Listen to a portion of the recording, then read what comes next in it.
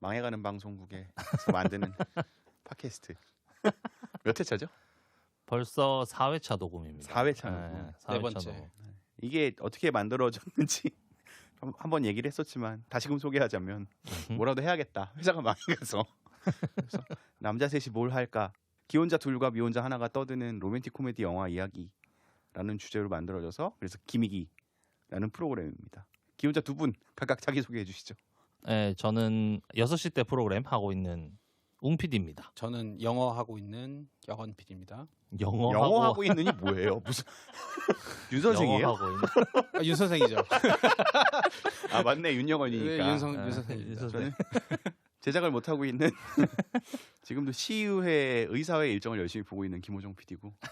아 그지 같네요. 좀 봤어요? 1화, 2화 들어봤어요? 아, 좀 들어봤죠. 당연히 내가 난 내 목소리 못 나오니까. 듣겠더라고. 근데 편집 잘하셨던데. 어? 편집 잘하셨던데. 그거 편집 안 하고 나갔으면 큰일 났다. 저는 자기애가 많아서 그런지 저는 제 목소리 참 마음에 들고 좋더라고요. 안 그래도 마음에 듭니다. 지훈 PD님 목소리 좋다는 그 누군가의 피드백이 있었다고. 예스. 아 듣는 사람을 주변을 봤어요? 누가 얘기했다고 했지 않았어요? 누군가 얘기했죠. 아 뭐지 이런 거 한다. 아니 봤는데 이제 팟빵 기준으로 1화는 40명이 들었고요. 되게 많이 들었다. 40명? 40회가 아니라? 40회. 40회. 그중에 한 10개는 10개는, 올릴 거예요. 그리고 두 번째 거는 50명이 넘어 듣는 사람이. 늘긴 늘었구나. 네, 늘긴 늘었어요. 근데 아직까지도 그냥 뭐 반응은 전혀 없어서 이거를 하는 게 맞나 싶긴 한데. 아니 그 어차피 이거는 듣는 사람만 어쨌건 있으면 상관없죠. 아, 그렇죠. 누구라든 들으면. 어차피 피드백이 와도 우리가 반영할지 안 할지는 모르잖아요. 아니야. 오면 무조건 해야지. 하나라도 오면 아 듣고 있다. 이런 걸 너희가 혼자 허공에 떠드는 것이 아니다. 라는 작은 자위라도 할 수 있었으면. 사실 우리가 이 방송을 만드는 이유도 공허한 우리의 마음을 채우기 위해서 하고 있는 거잖아요. 그죠. 일단 말을 하는 게 중요한 거지. 뭐 사람들이 늘어나면 라이브 해도 되고. 조회수가 한 1000 넘어가면 라이브도 한번 1000이 하시죠. 넘겠어요 이게. 아이, 뭐 꿈은 항상 크게 가지라고. 상상은 해봅시다. 보이스 비 앰비셔스. 우리 근데 평소에 녹음하는 거 보면 라이브 한번 했다가는 한번 하고 그냥 그대로 방송이 아, 끝나는 게 존망이야. 아닐까 좀 걱정이 좀 되긴 하네요. 존망이야. 지난주 뭐 했어요, 다들? 전 휴가였습니다. 그러니까 제주도 갔다 왔잖아요. 제주도 갔다 왔고요. 제주도 어땠어요? 그 최근에 이제 그 제주도보다 일본으로 나가는 여행객들이 많아졌다. 그리고 제주도 안에 젊은 사람들도 유출 인구로 많이 빠지고 있다. 뭐 이런 이제 기사들을 보고 이제 갔는데 왜 나오는지 알 것 같아요. 온통 그 골프 치는 사람들 외에는 진짜 관광지에 사람이 거의 없습니다. 목금 토일 갔다 왔는데 사실 여행지에서 금토는 피크잖아요. 목요일이랑 일요일은 아니더라도. 근데 금토조차도 웬만한 그 관광객들을 거의 찾아볼 수 없었다. 그래서 공항에 그만턴 사람들이 어디를 갔을까라고 나중에 이제 서울로 올라오는 공항에 가보니까 알겠더라고요. 전부 다 골프 가방을 메고 그대로 이제 서울로 올라오는 모습을 보면서 이제 제주도는 그냥 골프 치는 섬으로 바뀌었구나라는 생각이 드는 좀 아쉬웠던 그러면 더 놀기 좋았던 거 아니에요? 사람 없으니까? 근데 이제 좀 그런 거죠. 사람이 없다 보니까 자연스럽게 지금 제주도를 보니까 웬만한 음식점이나 밥집 뭐 각종 뭔가 편의시설들 7시, 8시면 문을 닫아요. 맞아. 거의 일찍 닫아. 일찍 닫아. 7시, 8시면 문을 닫아요. 그래서 좀만 인스타에서 좀 핫한 식당이다. 웨이팅 한 6시 한 반쯤만 가도 이미 뒤에 웨이팅은 다 되어 있는 상태에 마감 시간이 빠르니까 6시 반 정도에만 유명한 식당을 가도 이제 예약을 못 거는 거죠. 다 찼습니다. 이래가지고 원하는 거 못 먹기도 하고. 그것 때문에 화났네. 이런 못 먹어서 안 왔네. 못 먹어서 안 왔어. 물론 재밌는 것도 있었어요. 저 이제 처음으로 스킨스쿠버 해봤거든요.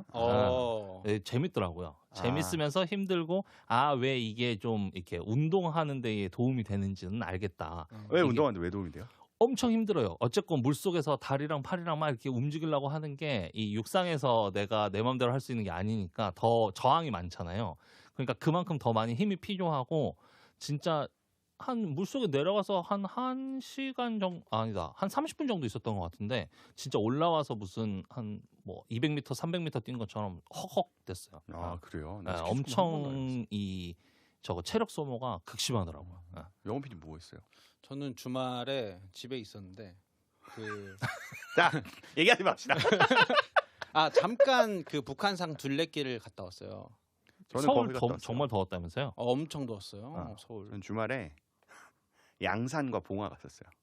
왜요? 멀리도 가셨네. 양산에 평산 책방 갔다가 어머 이렇게 형. 정치적 색깔을. 아니 뭐 퇴임한 대통령인데 그래서 6시간 걸려가지고 갔다가 네. 근데 마침 또 문재인 대통령이 왔어 그날. 그래서 가니까 쫙 줄 서 있어. 그리고 마케팅을 잘했더라고. 그 책방이 되게 조그만데 네. 거기 앞에 이제 그 데스크가 있잖아요. 그 계산대가 있으면 문재인 대통령이 계산대 옆에 서 있어. 그러면은 사진 찍으려면 책을 사야 돼. 그렇지. 그래서 한 명씩 다 책을 다 사가지고 사진을 찍고 가. 그럼 한 6시간 동안 문재인 아저씨는 그냥 사진 찍어주고 가고 나중엔 점점 지쳐 보이더라고. 문 대통령님 마케팅이 신이셨네. 마케팅 잘하더라고. 아니 내가 그리고 마케팅 봉화를 잘하시네. 갔어. 네. 바로 거기서 양산에서 한 1시간 거리예요. 봉화 가면. 근데 봉화는 진보 테마파크야. 그거 되게 좋다. 그래서 느낀 거는 우리 회사 옆에 그 박정희 기념관 있잖아요. 가봤어요? 가봤어요. 아니요, 갈 이유가. 몇 번 가봤어요. 되게 시원해 여름에 네. 가면은 점심 먹고 돌아가기도 좋고. 근데 박정희 기념관 보면서 거의 와 이거는 신인데 막 이랬거든요. 그러니까 밀랍 인형으로 막 다 만들어놓고 그러니까. 쫙 돌고 나면 박정희 기념관을 쫙 돌고 나면 제일 마지막에 그 청와대 테이블이 이렇게 쫙 있어요. 그럼 거기에 박정희 밀랍 인형이 그 창문을 보면서 이렇게 딱 고뇌에 잠긴 듯한 딱 그게 마지막에 나와요. 동선을 돌면. 그리고 나서 거기 술안주상이라도 올려야 되는 거 아닌가? 아니, 거기서 저라고 시바스리 갈고. 그런 얘기는 다 빠져 있지. 그러고 나서 딱 나오잖아요. 네. 나오면 헌금함 같은 게 있어요. 돈을 집어넣는. 그것도 후원금처럼. 그렇죠. 근데 그걸 딱 하니까 할머니 할아버지들이 다 돌고 거기 앞에서 막 눈물을 흘리는 거예요. 볼 때 그거 보는 재미 쏠쏠한데 봉화도 똑같아. 이게 우리나라엔 2명의 신이 존재하는 거죠. 그래서 그거 보면서 그래서 보면은 막 가족 단위들도 많이 와 계시고 그리고 뭐 그 당에서도 당 차원에서 지역 네트워크 짜가지고 그죠. 깃발 들고 이렇게 쫓아다니고 그래도 진보도 돈을 잘 버는구나 생각하면서 보고 왔지. 한 번은 가봐야겠다. 궁금하긴 하더라고. 가면은 이렇게 안내하시는 자원봉사자분들이 계신데 막 이렇게 설명을 하시다가 저기 산 너머에 초가집이 하나가 있대요. 거기는 노무현 대통령이 고시 공부를 하시던 곳이라는 거야.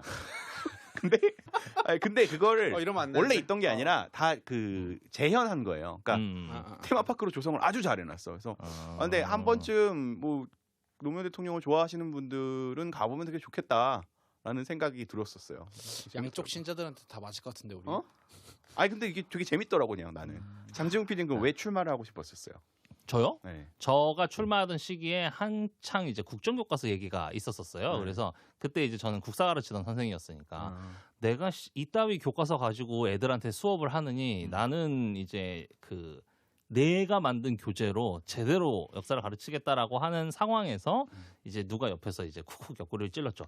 야 그냥 그 이렇게 너의 강의를 듣는 애들에게만 좋은 정보를 주지 말고 이참에 다시 교과서를 원래대로 돌리는 힘을 갖는 게 중요하지 않겠냐. 그래서 내가 속으로 그렇지 그런 방법이 있었구나 라는 생각으로 뛰쳐나갔죠. 얼마 거라 박았어요?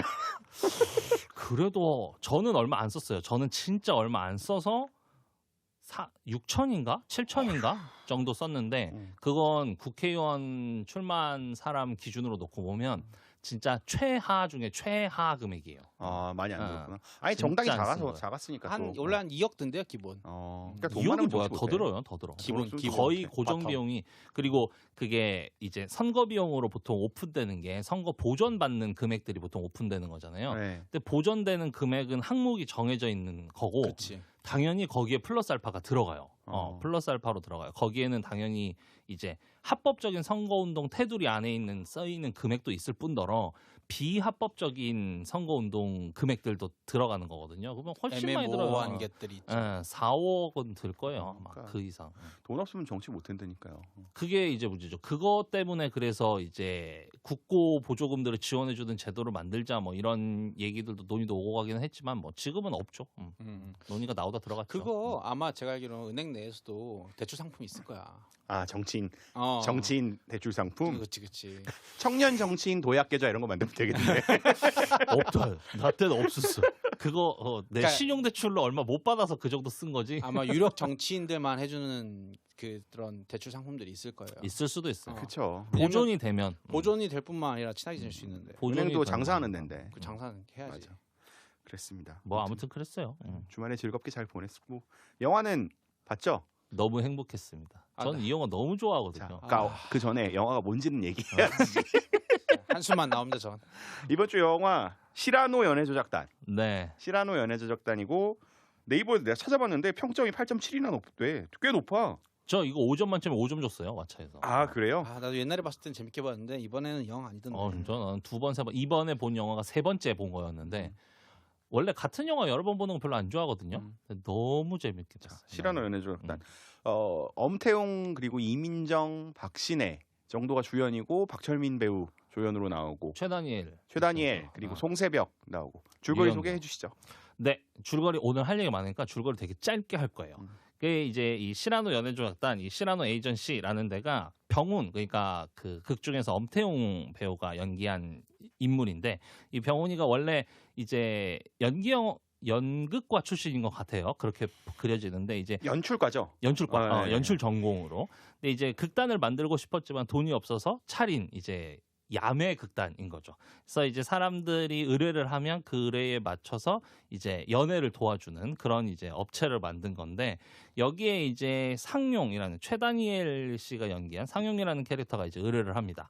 이 의뢰를 해서 이 상용이 만나고자 하는 여자의 배역의 이름이 희중인데 희중이 이제 이민정 씨고 희중과 잘 되고 싶다라고 하는데 이 엄태웅 씨가 연기한 캐릭터가 계속해서 처음엔 막 반발해요. 왜냐면 알고 보니까 이제 전 여자친구였던 거지. 근데 어쨌건 그 쌓아놓은 대출도 많았고 사채를 쓸 수는 없었기 때문에 의뢰를 수락해서 뭐 이런저런 우여곡절을 겪은 끝에 결국은 이제 이 상용과 희중이 잘 연결되고 그리고 끝에 가면 이제 이 병훈과 함께 일하고 있었던 민영이 이제 박신혜가 연기한 민영이 이제 병훈에게 작전이 들어가는 것으로 끝나는 그런 영화입니다. 네. 정말 짧은데요. 정말 정말 오늘은 해야 할 얘기가 많습니다. 아, 근데 네. 나도 되게 재밌게 봤는데 여건 PD가 아까 나 내려가면서 자기 너무 재미가 없었다는 거야. 제가 보다 잘 뻔했어요. 와이프도 진짜? 같이 보다가 들어가 잤어요. 너 왜 와이프랑 너무 재미없었어요? 재밌게 그러니까 이게 저는 개인적으로 기본적으로 영화는 현실이 반영이 돼야 된다고 생각하는데 너무 비현실적인 이야기 같았어요. 왜지? 그러니까 왜요? 이게 실제의 현실에서 일어날 법하지 않다라고 어느 생각이 부분이? 들었고, 그러니까 일단은 그 조작단을 만든다는 것부터 그렇고, 그리고 뭔가 그 중간 중간에 도와주잖아요. 그 사랑이 이루어지도록 그 여자 도와준 사람이 누구지? 박신혜와 엄태웅이 이어지죠. 박신혜. 그러니까 박신혜가 연기하는 것들이 되게 비현실적이라고 약간 느껴졌었어요. 왜냐하면 중간에 막 서로 잘 되려고 하는데 술집에 와가지고 도와주는 척을 하잖아요. 아, 그 막 무릎 꿇고 이민정한테 무릎 이민정한테, 꿇고 이미 파토가 난 프로포절이었는데 다시 거기서 살려내죠. 네. 그게 약간 연극적으로 보였지 현실적으로 보이진 않았어요. 난 그걸 복수라고 봤는데. 엄태웅에 대한 복수. 그것뿐만 아니라 되게 모든 씬이 연극이었으면 재밌었을 텐데 약간 영화라서 너무 현실이 반영이 안 된 영화가 아닌가라는 생각이 들었어요. 저는 여건 PD랑 똑같은 생각인데 완전히 다르게 해석을 했거든요. 그러니까 이 영화는 애초부터 영화가 아니라 한편의 연극이에요. 한편의 연극이기 때문에 오히려 더 비현실적일 수 있었고 쓰이는 장치들을 보면 우리가 저번에 했었던 연애 빠진 로맨스는 되게 CG들을 많이 썼잖아요. 되게 키치하게. 근데 여기서는 CG로 하거나 그래픽으로 할 것들을 다 아날로그틱한 장치들로 만들어요. 예를 들어서 그 연애 조작단 내에서 물론 무대나 세트들도 기본적으로 그렇지만 그 의뢰받은 사건에 대한 진행도를 말이 움직이면서 표시를 하는데 돌려. 그쵸, 돌리죠. 그리고 그 말이 되게 아날로그적으로 움직인단 말이에요. 네. 그런 장치들, 그러니까 이거 다 연극적인 장치들이잖아요. 네. 연극은 뭐 디지털이라는 게 존재하지 않기 때문에 그래서 의도적으로 저는 그런 것들을 많이 차용해서 한편의 연극 즐거운 희곡을 보여준 것 같다라는 생각을 오히려 더 했었고 현실성적인 부분에서는 물론 이런 것들이 현실성은 없을 수 있으나 그런 거 알아요? 재회 컨설팅? 재회 컨설팅. 재회 컨설팅 모르죠? 네. 이 결혼한 사람들은 모르지. 이게 뭐지? 이게 있어요. 그러니까 그런 블로그도 있고 그런 업체들도 있는데 헤어진 연인들이 다시금 만나고 싶은 사람들이 있을 거 아니에요. 그러면 다시금 만나는 거에 대한 컨설팅을 해주는 업체들은 되게 많아요. 진짜요? 한 번도 본 적 없죠? 이게 성공한 사람들은 모르는데 나 성공한 사람이었어? 아니, 나도 돈을 내고 해본 적은 없어. 근데 찾아본 적은 있었지. 그러니까 헤어지고 나면 뭐 골든 타임이란 게 있고 있죠. 그리고 그 골든 타임, 그러니까 다시 어떻게 그 사람을 만날 수 있는가에 대해서 컨설팅을 하고 상담을 해주는 서비스들이 있어요. 그래서 저는 그거를 진짜 했던 사람한테 얘기를 들었는데 그게 뭐냐면 뭐 이게 가격이 달라져. 그러니까 헤어진 시기로부터 며칠, 몇 달 멀어질수록 비싸죠. 근데 거기에 핵심은 절대 매달리지 마라. 매달리지 마라.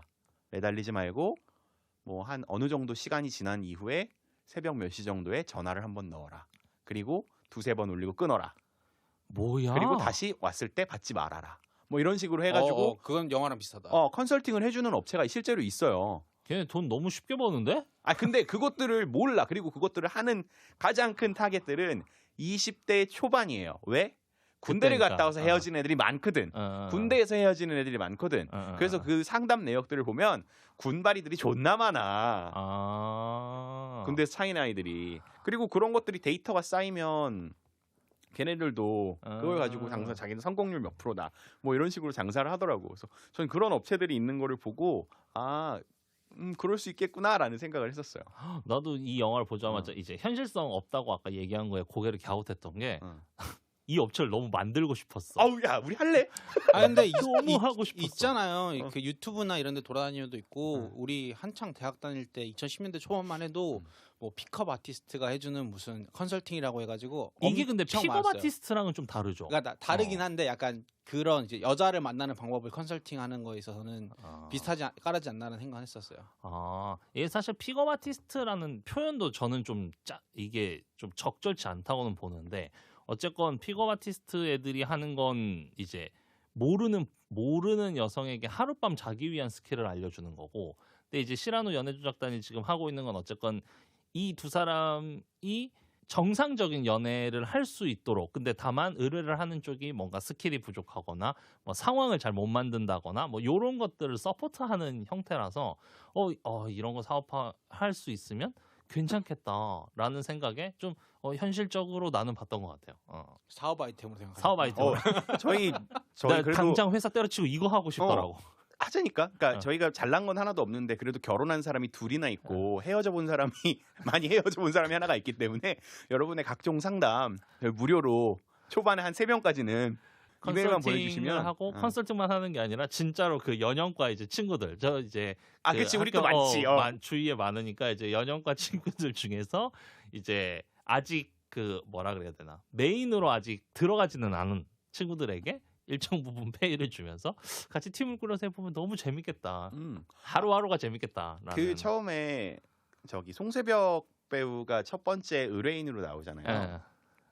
그리고 그 알바를 하는 카페 류현경 때문에 이거 처음 봤거든요.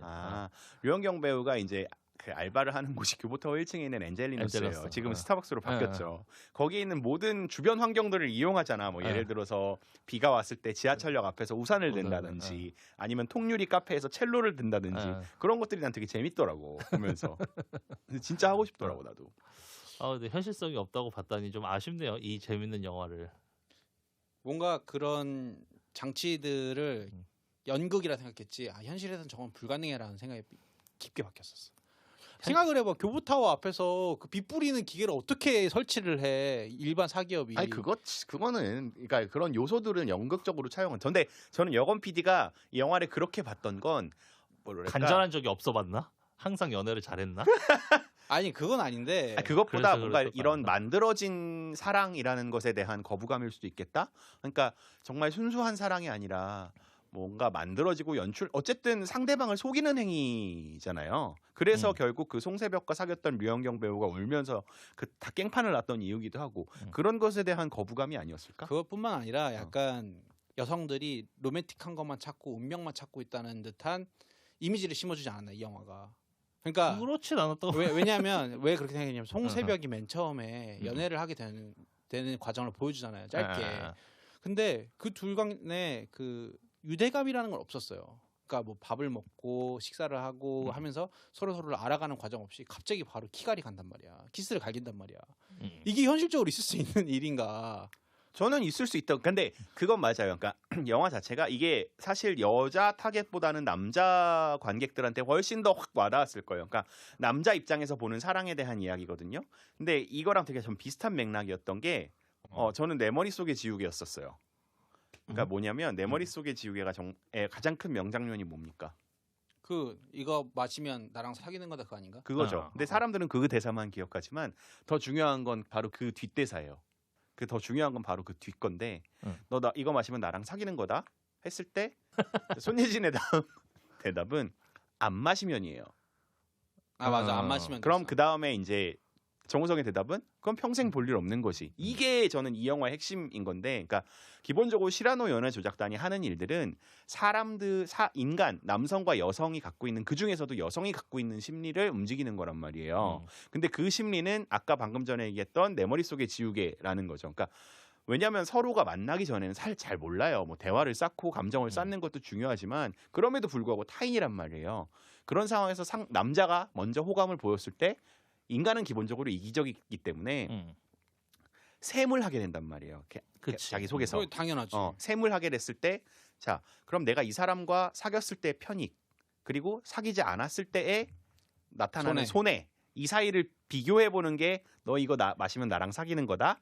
안 마시면 평생 볼 일 없는 거지. 그거거든요. 그러니까 이 사람 내가 사귀지 않았을 때 평생 볼 일 없는 거지에 대한 그 손해가 이 사람과의 사귀었을 때 얻는 편익보다 더 크지 않기 때문에 마시고 사귀게 되는 거란 말이에요. 근데 이 심리 작용을 시라노 연애조작단이 정확하게 이용하고 있는 거죠.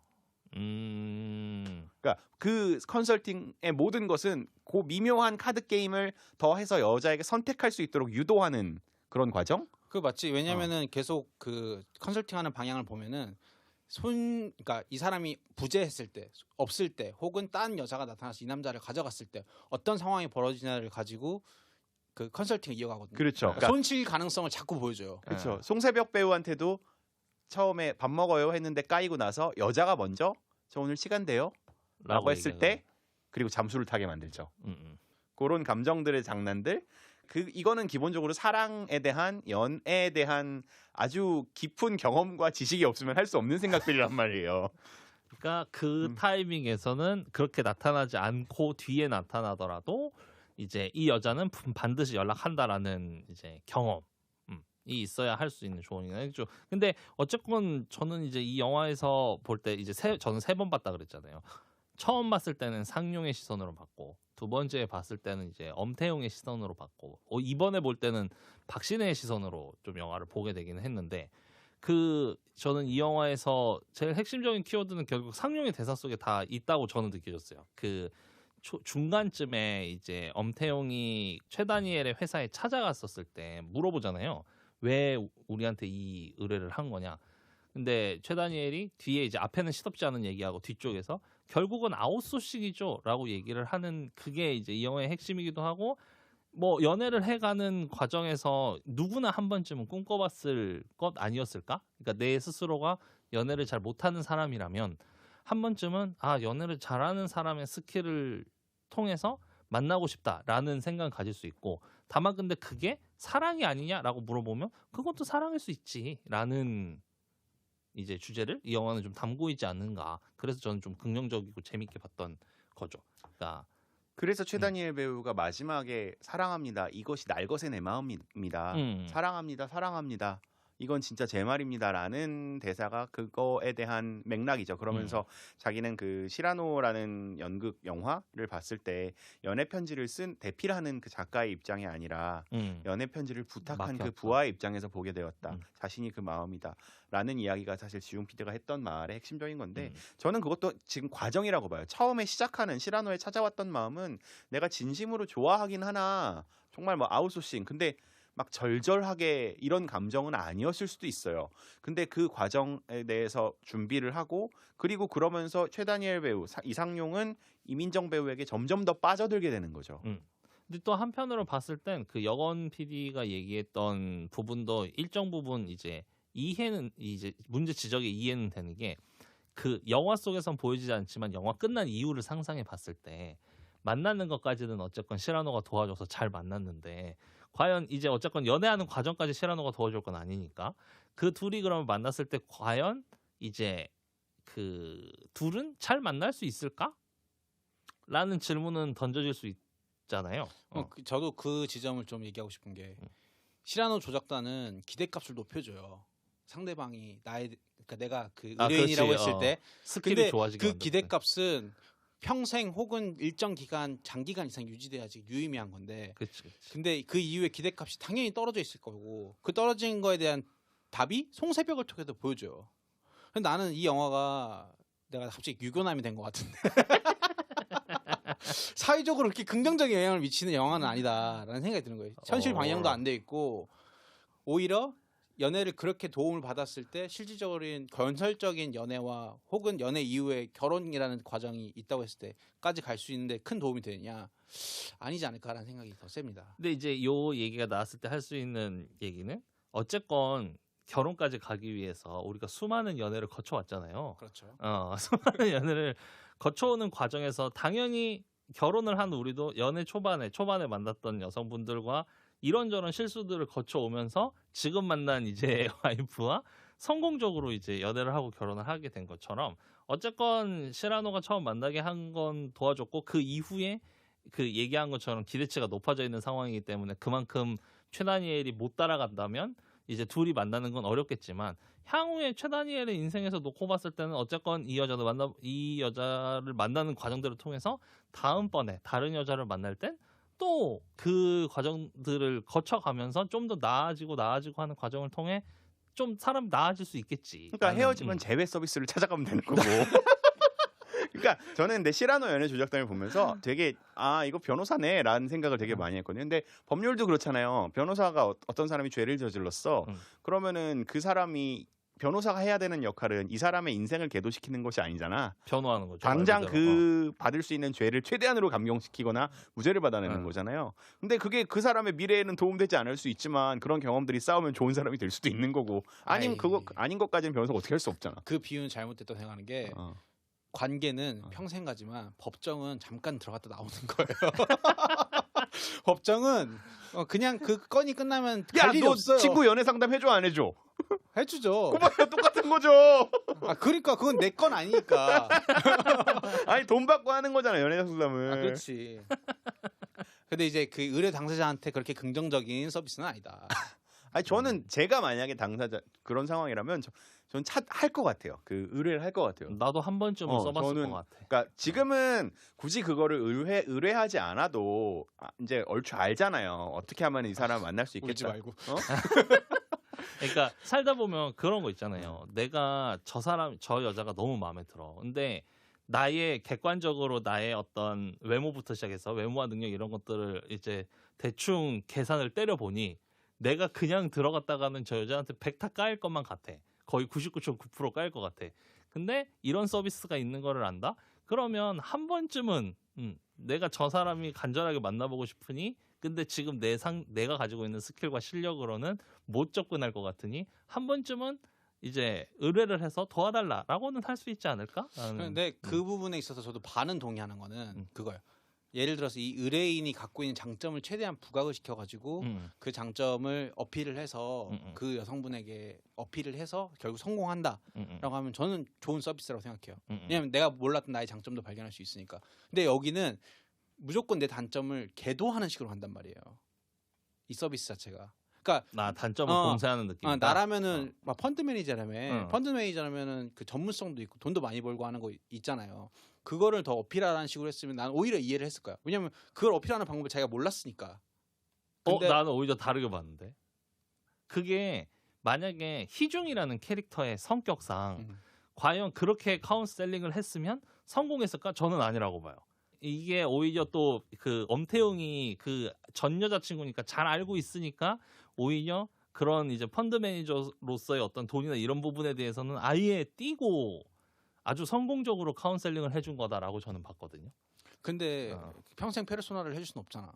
그거는 뭐 그 노력하면, 이후에 지네들이 알아서 할 문제지. 좋은 컨설팅이 아니라고 생각합니다.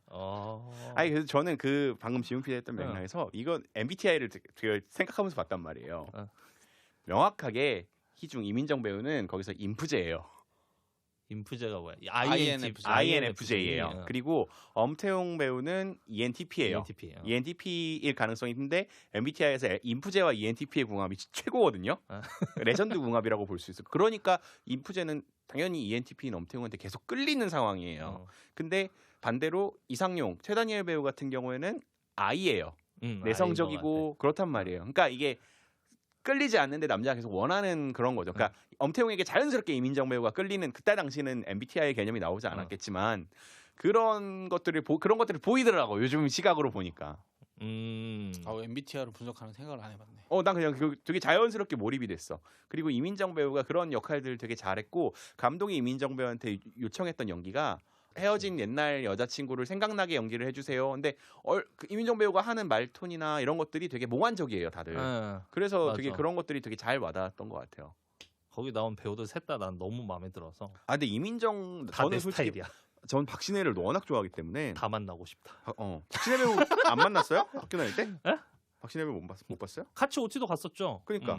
알죠. 08이잖아요. 근데 막상 뭐 같이 수업을 듣지도 않았었고 다른 전공이고 제가 또 유명인 앞에서는 울렁증이 좀 도집니다. 그래서 아니 학교도 조그만데. 차마 막 동기들이나 선배들은 막 가서 엄청 뭐라 그래야 되나 말도 걸고 이랬는데 저는 불안해가지고 이게 울렁울렁해서 못 하겠더라고요. 그래서 못 만났죠. 그 제가 이 시라노를 3번이나 봤던 것도 이 여배우 3명이 다 제 스타일이야. 전부 다. 유연경, 박신혜, 이민정. 전부 다. 약간 느낌이 비슷하긴 하네요.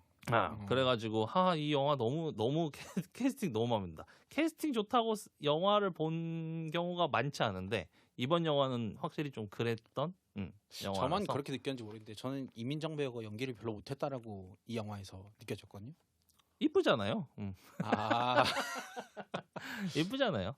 이민정 배우가 연기력은 항상 나올 때마다 얘기가 있었던 것 같기는 한데, 그래서 이민정 배우는 연기력으로 본다기보다는 어쨌건 그 외모와. 예쁘장한 이 약간 순수해 보이는 눈망울과 어쨌건 제 스타일이에요. 이 방송 들으시면 한 번쯤 같이 식사라도 같이 했으면 참 좋겠다. 류현경 배우는 어디 갔지?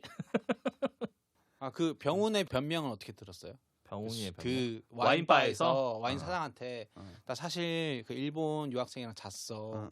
근데 나 친한 형이랑 걔랑 안 잔 거 알고 있는데 나 도피성으로 나 편하자고 막 걔한테 내가 너 못 믿는데 너도 나 못 믿지 이걸로 계속 끌고 갔다 이렇게 된 거라고 고백한 씬을 보고 병신 아닌가?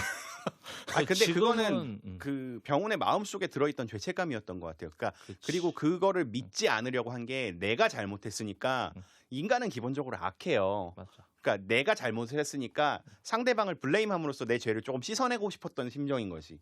그거를 그냥 나중에 결국 고백하게 되는 그런 장면이라고 보고 저는 이 영화를 보면서 그러니까 이게 처음 봤을 때는 이해가 잘 안 갔는데 두 번째 보면서 그때 당시에 이제 만나던 친구가 시라노 연애조작단을 보고 와서 내가 뭔가를 의심을 했었어. 상대 친구를 똑같이 자기 친구 만난다 그러고 딴 남자랑 노래방을 갔었다가 전화하다 걸려가지고 근데 이거를 보고 와가지고 이 영화 얘기를 하는 거예요. 그래서 나는 뭔 개소린가. 그래서 이제 헤어졌단 말이에요. 근데 이런 마음이었겠구나라는 생각이 또 들긴 들더라고. 저도 봤을 땐 지금 기준으로 보면 당연히 그 변명이 정말 시덥지 않은 변명인데 배경 영화 속에서 어쨌건 그런 모습을 보이는 게 최소 25이 넘은 20대 한 중후반 정도로 그려지잖아요. 20대 때의 그런 어떤 사고 패턴이라고 하긴 뭐고 어쨌건 그런 연애의 양상은 되게 흔하게 있기도 하고 충분히 이해할 수 있는 부분이다. 그러니까 아까 호정 선배가 얘기한 것처럼 내가 잘못한 거에 대한 그 죄책감을 가지고 있는 상태에서도 어쨌건 이 여자를 계속 만나고 싶기는 하고 근데 볼 때마다 자꾸 내 죄책감이 건드려지는 그 상황이 짜증도 나겠죠. 그런 것들이 이제 보이기에는 이민정에게 엄태웅이 화를 내고 있는 것 같지만 사실 알고 보면 그건 나 자신에게 소리치고 있는 것. 그래서 되게 안쓰러워 보인 장면이었어요. 저한테. 그냥 맞아요. 무조건 무릎 꿇고 잘못했다고 손 빌어야 되는 거 아닙니까? 근데 그러면 이 여자를 놓칠 수 있잖아. 그렇죠. 그러면은 바로 떠나버릴 놓치잖아. 수 있죠. 그러니까 그 미묘한 감정, 그러니까 연애에 있어서 여러 가지 되게 미묘한 감정 상태를 되게 잘 만들어내는 것 같아요. 그러니까 나는 이 여자를 계속 만나고 싶은데 어쨌건 내가 다른 여자와 잤다는 걸 고백하는 순간 이 여자를 놓칠 확률이 내가 차라리 너도 그랬잖아라고 우격다짐으로 밀어붙여가지고 차라리 둘이 한번 시원하게 붙고 나서 다시 붙을 확률보다 낮은 거지. 그 앞에 전자가. 그러니까 그런 방식을 뭐 울며 겨자 먹기인지 아닌지 모르겠지만 엄태웅이 그런 식으로 반응한 건 충분히 저는 이해할 수 있다. 20대 때 흔하게 나타날 수 있는. 지금도 대학교 앞에 가봐요. 그런 걸로 싸우는 애들 많아요. 많아요. 너가 쟤랑 잤니? 제가 얘랑 잤니? 뭐 이러면서 싸우는 게 많으니까 흔하게 있는 일이죠. 십자가를 지고 살아야 되지 않나. 무릎 꿇고 빌고 헤어지자 그러면 아 그래 내 잘못이니까 헤어져야지라고 하고 십자가를 매는 마음으로. 아니 진짜 사랑하는 사람한테는 그게 안 되잖아. 그러니까 예를 들어 그런 거예요. 진짜 저는 사랑하면 십자가 져야지. 물론 이제 이 방송을 내 와이프가 듣는 건 아니니까 저의 첫사랑은 이 20대 때인데 3번을 바람 폈는데도 제가 3번을 용서해 줬거든요. 그건 만나면서도 짜증나. 얼굴만 봐도 짜증나. 자꾸 과거의 그 기억들이 자꾸 떠올라. 얘가 딴 사람이랑 자고 이랬던 게 아는데도 얘가 너무 좋은 거야. 얘를 만나야만 할 것 같은. 얘가 가면 정말 내가 죽을 것만 같은. 양귀비 같은 거죠. 그러니까 그런 상황이라면 그렇게 무릎 꿇고 내 잘못을 고백했을 때 이 여자가 떠나가는 게 거의 확실시되는 상황이라면 절대 그렇게 못하죠. 잘라야죠. 싹 하고. 근데 그게 안 진짜 돼. 안 될 수도 있어. 안 돼. 진짜 좋아하면은 안 될 수도 있는데 그래서 그렇게 되면 결국 매달리는 게 되는 건데 기본적으로 이제 갑을 관계가 확실한 연애는 오래 갈 수가 없거든요. 인간은 악하기 때문에. 맞기도 하지만 근데 갑을 가불이 관계가 편할 때가 있어요. 아니 그런 맥락의 가불이 아니야. 감정적 가불 상태는 뭐 여건 PD가 이렇게 막 위해주고 이런 것과는 조금 다른 것 같아요. 한 명은 마음이 없고 어. 한쪽만 마음이 큰 경우. 점점 한쪽은 마음이 점점 떠나가고 있는데 상대방은 그거를 알고 있으면서도 놓지 못하는 심리적 그게 이제 종속 상태. 그치. 어. 그걸 명확하게 표현한 게 박원의 노력이거든요. 심리적 종속 상태. 박원의 노력의 가사를 보면 그게 명확하게 그대로 나옵니다. 세상에 남자도 감정 많고 여자도 상태. 많은데 왜 굳이? 그게 세상에 남자도 많고 여자도 많은데 지금 아내와의 결혼했습니까? 제일 잘 맞는 여자라고 생각했으니까. 이러면 둘 중에 하나야. 여건 PD가 지금껏 진짜 사랑을 못 해봤거나 아니면 이제 뭐라 그래야 되지? 감정이 메말랐거나. 그러니까 비난하는 건 아닌데 저는 이해가 돼요. 그렇게 가슴 아픈 그 감정을 충분히 알 수 있을 것 같아요. 놓지 못하는. 사랑도 해봤고 매달려도 봤는데 매달리는 것도 선이 있지. 아니 진짜 사랑하면 그런 건 생각이 하나도 안 든다. 그럼 어디가 선입니까? 자 어디까지가 선이야? 둘이 몰래 따로 여자친구가 영화를 봤어. 오케이? 그건 상관없어요. 밥을 안 돼. 먹었어. 상관없어요. 안 손을 돼. 잡았어. 그건 안 되지. 그러니까 스킨십부터가 안 되는 거야. 아, 손 살짝 잡았어. 안 돼, 안 돼. 안 돼? 거기부터? 거기서부터 이제 안 돼. 가야지. 이제. 영화도 뽀뽀는 안 했어. 그래도 빠이빠이 해야지. 뭐지? 사람이 이상한데? 동물적이야. 스킨십에 나에게 민감하네. 범민을 남길 수 있는 요소는 남기면 안 돼. 십자가는 걔가 져야 되는 거고. 이상하네. 다들 너무 미저리하게 사는 거 아닙니까? 아니 미저리라기보다는 근데 저도 이제는 알아요. 그러니까 그 어렸을 때는 그런 걸 모르고 막 간절하게 매달리고 진실된 사랑을 보여주면은 돌아올 거라는 생각을 하는 남자애들이 종종 많은데 많죠. 근데 특히 군인들이 많이 그러죠. 군대에 있을 때. 왜냐면 근데 기본적으로 사람은 아웃 오브 사이트 아웃 오브 마인드이기 때문에 멀리 떨어지면 마음이 한쪽이 먼저 떠나가게 되어 있어요. 근데 그 떠나가는 건 매달린다고 잡을 수 있는 게 아니에요. 전략이 필요한 거죠. 그래서 제외 사이트들이 있는 거고. 그러니까 연애할 때도 자꾸 인사이트 있어야지. 멀어져도 어떻게든 계속 연결할 수 그렇지. 있도록. 그러니까 내가 아까 물론 그 제외 그건 업체가 중요하지. 군인들한테 인기가 많다 그랬잖아. 왜냐면 걔네는 할 수 있는 선택지들이 많지가 않거든. 근데 진짜 그거는 돈 쉽게 번다. 아니 내가 싸지방 가면은 한 10명 중에 2명은 거기 보고 있다니까요. 뭐 요즘에는 싸지만 갈 것도 없지. 핸드폰이 있으니까. 그렇죠. 요즘에는 그렇겠죠. 솔직히 처음 만나는 게 힘들지 재회가 어려운 것도 아니고. 제외해 보셨어요? 오히려 재회가 더 좀 쉽죠. 내가 상대를 알고 있잖아.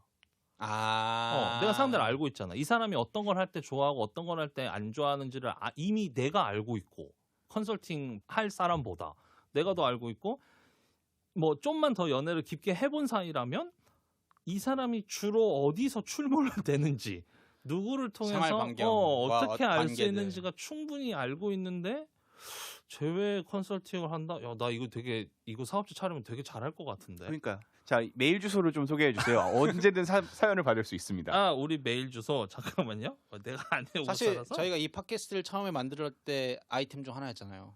연애 상담 고민해주기. 그러니까요. 생각보다 잘해요 우리. 우리가 아직은 근데 사례가 없잖아. 그러니까 뭐가 보내주시면 무료로 해드린다는 거지. 우리 메일이 GIMIGI 숫자 3 MEN 김이기 3man입니다. @gmail.com이요. 네, 이쪽으로 그래요. 우리도 한번 해봅시다. 이쪽으로 이제 재회를 원하시거나 뭐 혹은 새로운 사람과 누군가와 만나고 싶은데 이게 어떻게 접근해야 될지 모르겠습니다. 공중파로 그 사랑 메시지 같은 거 만들어 줄 수 있어요, 없어요? 공중파로? 방송에서 한번 녹여주죠. 우리 괜찮으면. 영어로 할 수 있어요. 나름 연성화된 시사 방송인데 우리가 시사를 안 한다고 외쳤지만 마지막 순간까지 연성화됐더라도 아니 그냥 거의 시사에 할 시사 몇 개를 넣어 막 정말 사랑해 민주당보다 사랑하고 이런 식으로 넣으면 되잖아. 사랑은 정치예요. 그죠? 사랑은 정치기예요. 정치예요. 사랑은 권력 관계라고 늘상 얘기하는데 여와 야의 합비예요. 억지로 합하려 하면 안 돼요. 뭐든지.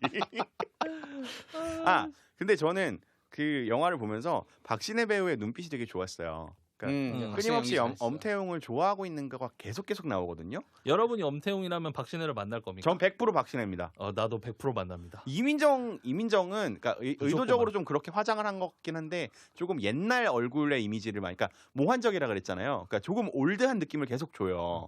그러니까 그 시점이지만 오히려 뭔가 옛날 사람 같은 느낌을 의도적으로 더 많이 준단 말이야. 이민정 배우가 풍겨지는. 근데 그에 비해서 박신혜는 어리고 당돌하고 막 그런 이미지를 오히려 갖고 있어서 저는 박신혜 배우를 개인적으로 좋아하기도 하지만 되게 훨씬 더 끌렸어요. 보면서. 근데 이제 개인적인 배우의 성향을 떠나서 그 마지막 장면에 보면 엄태웅이 어쨌건 박신혜가 지금 이 과거에 이제 자기들이 해왔던 그 실현 연애조작단을 할 때처럼 나한테 접근하고 있구나라는 걸 눈치를 채잖아요. 상대가 그렇게 접근한다는 걸 눈치를 챈 상태에서 이 사람을 만날 것인가? 만나야지. 그거는 무슨 수단을 썼는지 중요치 않고 아까랑 그러면 처음에 얘기가 달라지는 거 아니야? 아니 그거는 우리 녹음 처음부터 다시 떠야 되는 거 아니야? 아니 그거는 나는 이제 의뢰인의 입장에서 얘기했던 거고 의뢰인의 상대방한테는 그렇게 나쁜 건 아니라고 생각해요. 나쁜 건 아니다. 의뢰인한테 좋은 영향을 안 준다. 의뢰인한테는 안 좋다. 그래서 나쁜 컨설팅이라고 제가 코멘트를 했잖아요. 그리고 저는 저도 박신혜를 고를 것 같은데 이유가 조금 달라요. 그 외모나 이런 분위기 이런 거를 다 제쳐놓고 개인적으로 연애를 했을 때 내가 좋아하는 사람보다 상대방이 나를 좋아하는 사람을 만나는 게 나한테도 이로워요. 비교적. 그건 맞긴 해. 상대방이 나를 좋아하는. 그렇지. 그게 편하지. 이게 말을 이롭다라고 썼는데 정확히 표현하면 편한 겁니다. 편한 거죠. 그렇지. 편한 거지. 편한 거예요. 그러니까 아무래도 갑을 얘기했다시피 연애 상황이나 결혼 혹은 그런 상황이 있으면 갑을이 언제든 존재를 하게 되는데 내가 갑을 세팅하기가 조금 더 쉬워지죠. 100% 행복하진 않아요. 그런 연애는. 근데 그거는 맞아요. 상대방이 나를 좋아하면 내가 되게 편하긴 한데 내가 행복하지 않을 수 있어요.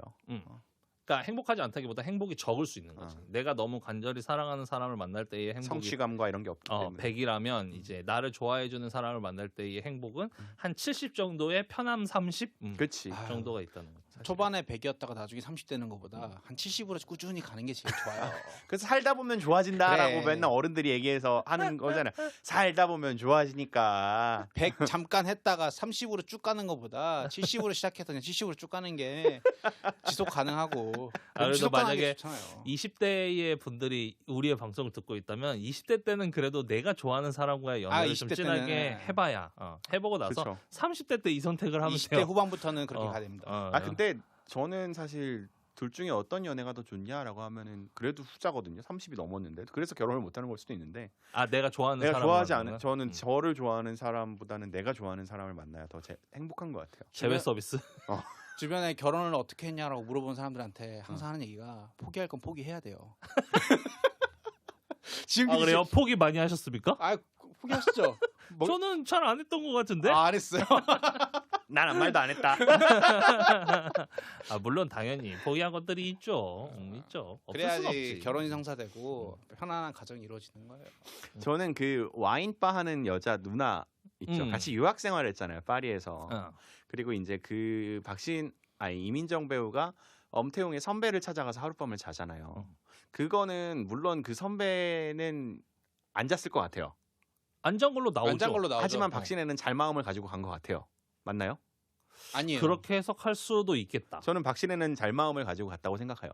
명확하게. 잘 마음은 아니고 그냥 조그만 은큼한 복수심이었다고 생각해요. 잘 마음까지는 아니고. 그러니까 망가지고 싶다라는 거였을 것 같아요. 어. 어떤 명락이. 근데 확실히 나 잘 망가뜨려 줄 수 있는데.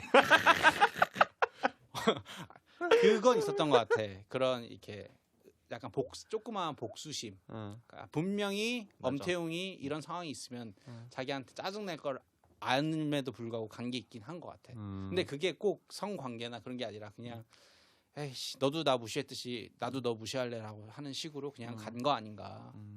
난 그 선배 입장에서 왔으면 오우. 아버님 아니지?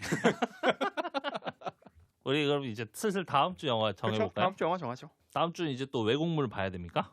우리 좀 음. 클래식으로 가시죠. 클래식한. 첫 키스만 50번째? 그거 그 할리우드 영화가 음. 오리지널일 거예요. 맞아요. 그 영화 괜찮 재밌게 아니면 본것 같아. 나의 손의 시대나 노팅힐 이런 것도 좋고요. 노팅힐 괜찮죠. 노팅힐 저 안 봤어요. 노팅힐 해보실래요? 아니 영국 런던을 놀러 갔는데 노팅힐 명소를 갔는데 노팅힐 안 봐서 감흥이 없더라고. 노팅힐 합시다.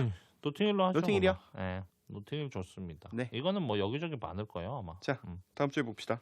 바이바이. 고생했습니다. 상담 보내주세요.